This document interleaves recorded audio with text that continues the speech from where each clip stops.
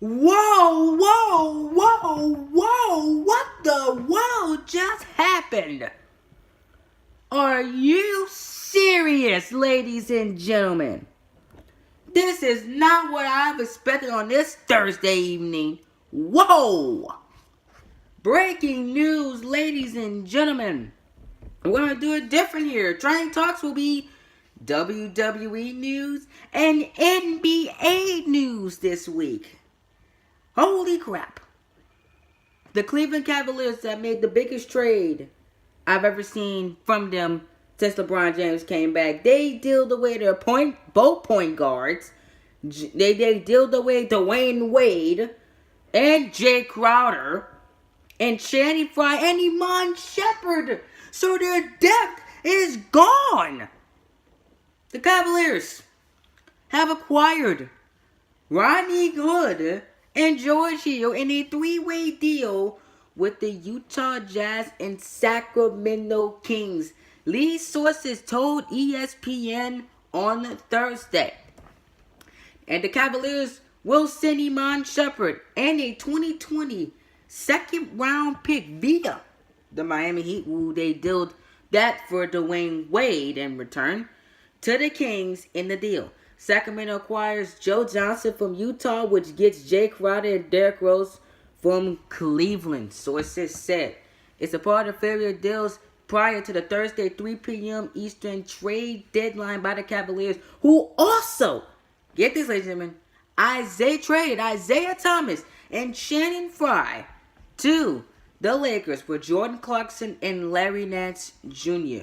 Cleveland also shipped Dwayne Wade back to Miami. Wade County is back. Well, Dwayne Wade wants to retire, by the way, guys. He wants to retire in Miami. They also shipped him back to Miami, sources told ESPN.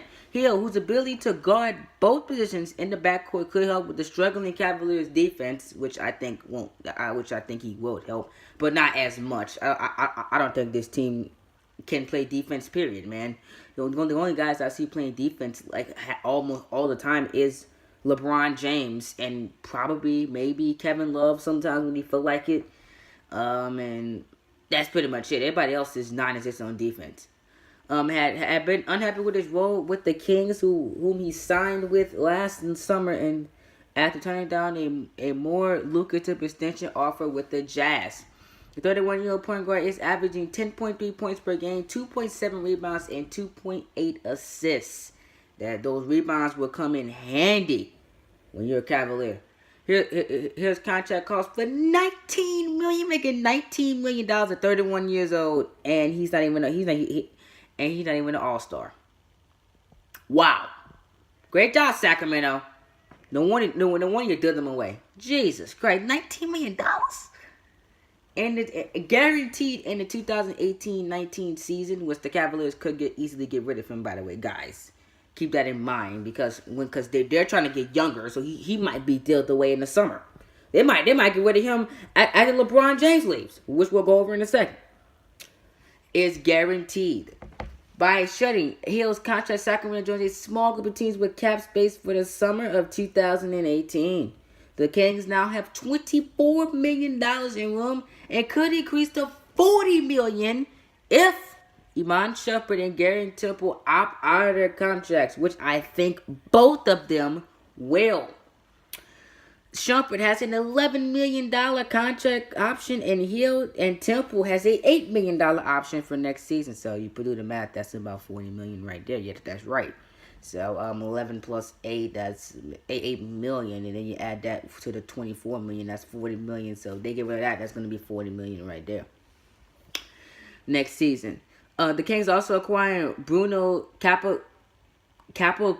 I'm not good with this. Some Bruno guy for Toronto, and for exchange for Michelle Richardson, league sources told Yahoo Sports. The off-injured Hill, 25, was averaging a career-high 16.8 points. Rodney Hood, and 2.8 rebounds in the fourth season with the Jazz. He missed 7 games early this season with his sore left ankle. He was fined $35,000 last month, folks. Get this, for slapping a cell phone out of a phone's hand while exiting the court in Washington after his second technical foul. With the Cavs sending 6 players and unsure whether all 4 players acquired Thursday will be ready to play in Atlanta on Friday, multiple team sources told ESPN Dave McMahon they expect two-way players London Pirates and John Holland to suit up and play for the Hawks. Rose, the 2009 Rookie of the Year and 2011 MVP with the Bulls, struggled to find his way with his own season with the Cavaliers. The 29-year-old has been averaging 9.8 points per game and 9.8 and 1.6 points this season while appearing in just 16 games as he battled injuries and consistency. Crowder, who joined the Cavaliers as a part of the Thomas deal, shot 41% from the field and 32% from beyond the three-point line. So he wasn't doing half bad, but he wasn't performing as I thought he was going to do. While averaging 8.6 points this season, with the Jazz 27-year-old come off the bench as the number 1 option at forward behind Derek Favors and Joe Ingles. Shumpert, who was averaging 4.4 points and 2.9 rebounds for the Cavaliers this season, trash. Missed Wednesday game as he continues to deal with plaster fasciitis in his left foot. He missed 25 games earlier this season after having a arthroscopic surgery to correct the fluid buildup in his left knee. Johnson, he has played a minor role off the bench for the Jazz this season, averaging 7.3 points per game and 3.3 rebounds per game. The 36-year-old guard is headed to the Kings, who have already stated that they were going to focus on developing younger talent moving forward. So Joe Johnson will more than likely probably won't be on the Sacramento Kings that long, because I don't think he's going to re-sign with them. I don't know how his contract is, but bro, these are big news, man. Also, the Cavaliers acquired Jordan Clarkson and some other guy. I forgot his name in the Isaiah Thomas trade and Channing Frye trade to the Los Angeles Lakers. So the Lakers getting older players, and the Lakers, I think they're fixing their point guard problem, because I believe Lonzo Ball is still out, and Isaiah Thomas could fill Lonzo Ball's spot very, very quickly there. And as Lonzo Ball recovers, what does this do for all 3 teams involved in this trade? Obviously, the Cavaliers have gotten worse. In my eyes, they have. I have to see what George Hill and Rodney Hood could do. Also, Clarkson and the other guy, I forgot who was in the Lakers deal. I know it was Jordan Clarkson. Somebody else. I forgot. And obviously the Clarkson in the Clarkson trade, I don't know how Clarkson going to do in that big of a role. And Larry Nance Jr., who's freaking awesome. He's freaking beastly. Larry Nance Jr., he's a decent player also, but I don't know if they'll be ready in time for the NBA Finals. Now, come playoff time, they should roll through the East pretty easily. But Boston will take them to 6 games. I think now they can beat Boston, because at first it looked like they couldn't beat Boston. Now they can beat Boston now, and I think getting rid of Isaiah Thomas was a good move anyway, because he was going to leave anyway.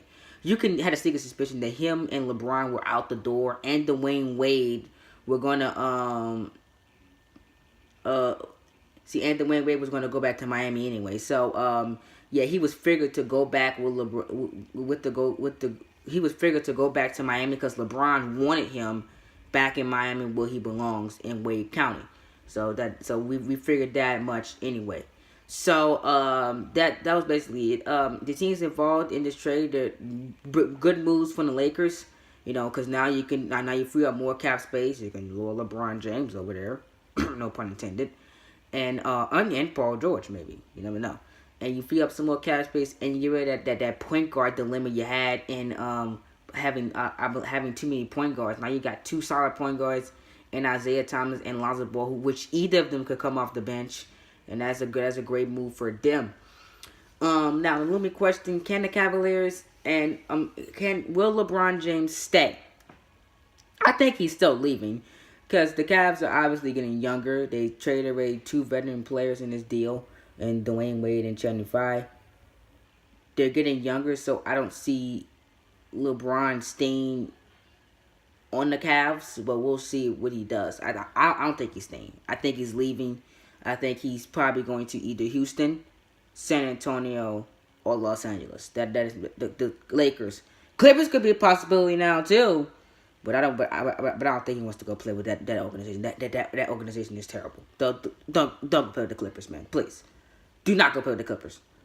That's my 3 teams: San Antonio, Houston, and Los Angeles. Like the Lakers. I don't see him on any other team. The Cavaliers are a bungled up mess. He should not re-sign with them. Even though I just bought this jersey, man. I got this jersey for Christmas. LeBron James jersey. I'll be wearing it probably at school one day. But I will wear my LeBron James jersey though. Probably whenever I go somewhere. See, it's too cold to wear it now. But whenever it starts to warm up, whenever I'm going somewhere, I'm putting the King James jersey on. Because we're both glorious and phenomenal and kings. No pun intended. Me and LeBron James both. And I have a picture of him on my wall. You guys notice in my older videos. He's still in here, but he's crooked. I'm about to add Bobby Roode and probably one of my favorite NFL players, in Russell Wilson, on my wall. Hopefully in the near future. But yeah, man, that's basically going over that. The big trade. That's my thoughts on the trades. I think multiple teams did well this time around. Especially the Kings. They free up cap space. Maybe they get LeBron. I love to see LeBron and De'Aaron Fox team up. But highly unlikely. They would for the future. And I think people did well in this trade.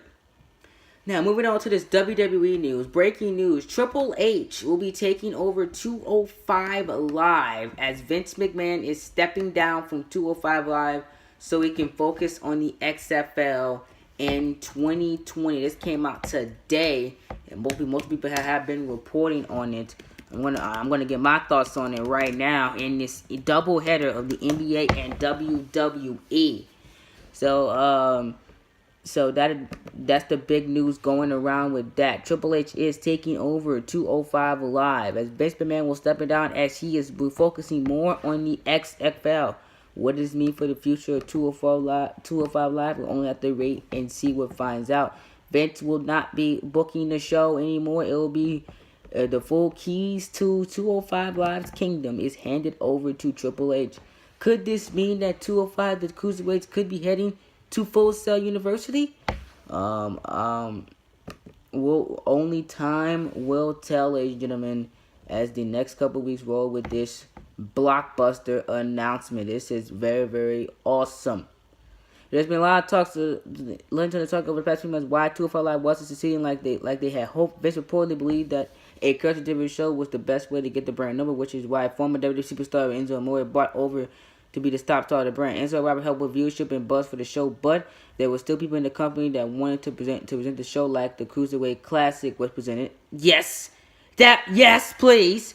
If the show was presented like the Cruiserweight Classic was presented, this show would be one of my favorite shows to watch on Wednesday night. It's not. Please. Thank you. I think that's what Triple H is going to help with. The feeling was having that the small towns were just echoing superstars from WWE Raw and SmackDown Live was not going to showcase what made the Cruiserweight towns unique. It wasn't going to help with it wasn't going to help. Wasn't going to help 205 Live grow into its own brand more like more than just a weekly WWE Network TV show. So Triple H is taking over as he aspects of the Cruiserweight Class tournament, including the style features and the wrestlers. Vince had personally worked with 205 Live superstars to bring out the personalities to present them in a certain way, but it has been more focused on in-ring work under Triple H. So Triple H is taking over ahead of WrestleMania 34, requiring a new Cruiserweight champion.